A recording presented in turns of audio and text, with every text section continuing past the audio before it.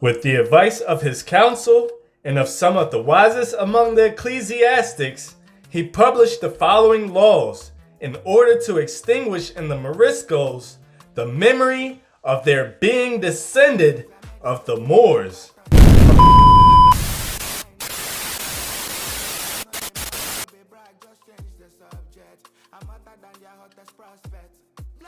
Expulsion of the Jews and Moriscos from Spain, owing chiefly to the Inquisition. When Philip of Spain, son of Charles V, being told that the Moriscos of Granada would forever continue Mohammedans, except some other course was taken, and being, by the allowance of polygamy, a prolific people, they, by that means, would fill the kingdom of Granada and a few descents with Mohammedans. His Majesty, by the advice of his council and the most politic of his clergy, published the following edict in order to extinguish in the Moriscos all memory of their descent. Psalms 83, 1-5. Keep not thou silence, O God. Hold not thy peace, and be not still, O God. For lo, thine enemies make a tumult, and they that hate thee have lifted up the head. They have taken crafty counsel against thy people, and consulted against thy hidden ones. They have said, Come, and let us cut them off from being a nation, that the name of Israel may be no more in remembrance. For they have consulted together with one consent. They are confederate against thee. First, that no person in the kingdom of Granada should wear the Moorish habit or clothing. Secondly, that all Moorish customs should be abolished. Thirdly, that no person should be allowed to speak Arabic. All these several things were prohibited upon pain of death.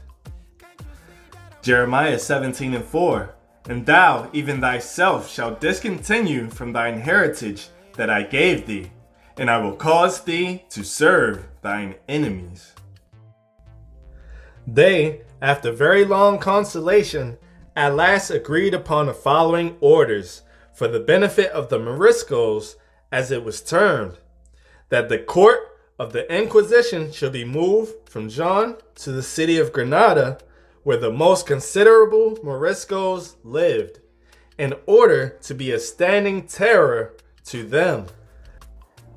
Leviticus 26, 16 and 17. I will do this unto you. I will even appoint over you terror, and I will set my face against you, and ye shall be slain before your enemies. They that hate you shall reign over you, and ye shall flee when none pursueth. That all offenses committed before the year 1527 should be forgiven, but all future ones rigorously punished by the Inquisition. That the Moriscos should no longer speak Moorish or Arabic, but Spanish. And all their contracts be in the latter language. That all the Moriscos should wear the Spanish dress. That no tailor should make clothes or masons build houses except after the Spanish manner. That no Moriscos should be brought to bed but in presence of some old Christian woman, in order that no Mohammedan ceremonies might be practiced on that occasion. That 3 colleges should be built for the instructing the Morisco children in the Christian faith.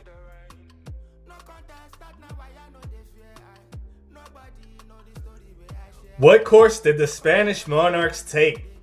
Thinking it was dangerous for so great a number of Moriscos to continue in his dominions because of their near neighborhood to Barbary, he debated upon what could best be done with them. Exodus 1, 9 and 10. And he said unto his people, Behold, the people of the children of Israel are more and mightier than we. Come on, let us deal wisely with them, lest they multiply, and it come to pass that when there falleth out any war, they join also unto our enemies and fight against us, and so get them out of the land. To murder them all in cold blood would have been horrid, and to drive them into Barbary had been depopulating his own country and strengthening that of his enemy.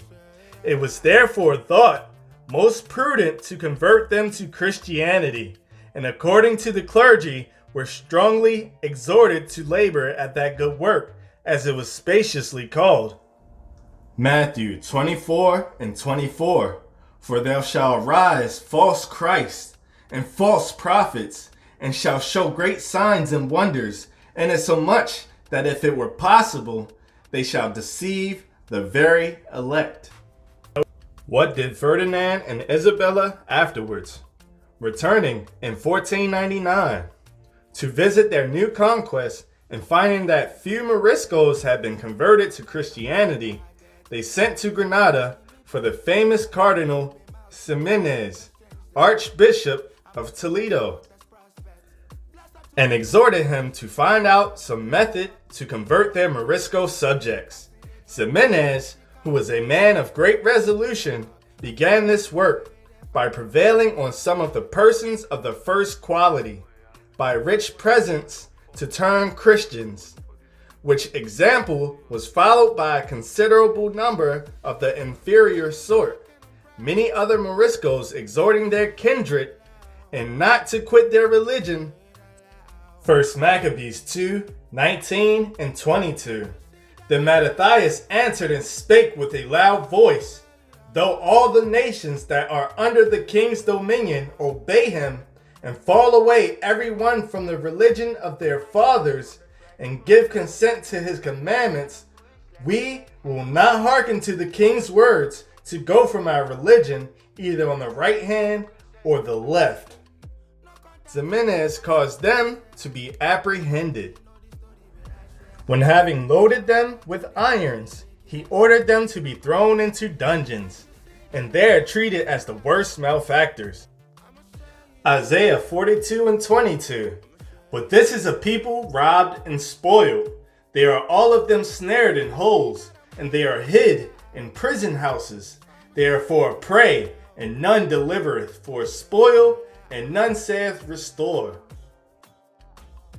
The Moriscos of Spain, their conversion and expulsion by Henry Charles Lea, 1901.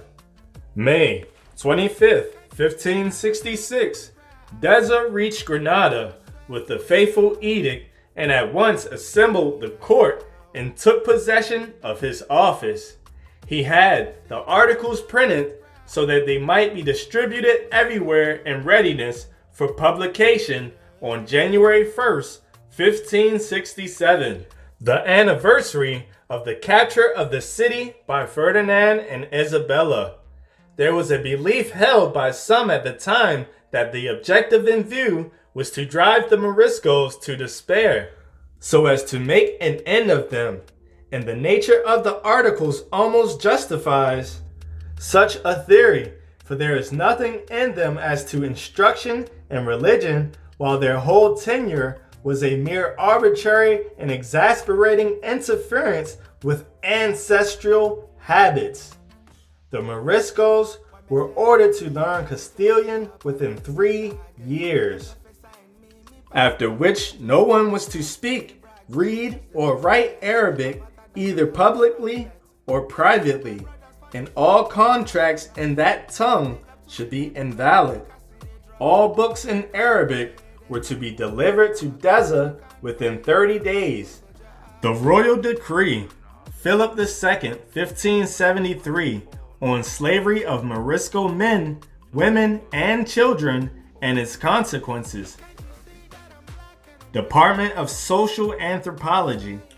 The royal decree allowing Morisco slavery was issued by King Philip II in 1573, following the defeat of Morisco rebels in the Albajari Mountains north of Granada, Andalusia, thus ending a war that had lasted 3 years from 1569 to 1571, Moriscos, Muslims who had remained in the Kingdom of Granada following its conquest by the Catholic monarchs in 1492, and had been baptized by force in the 1500s.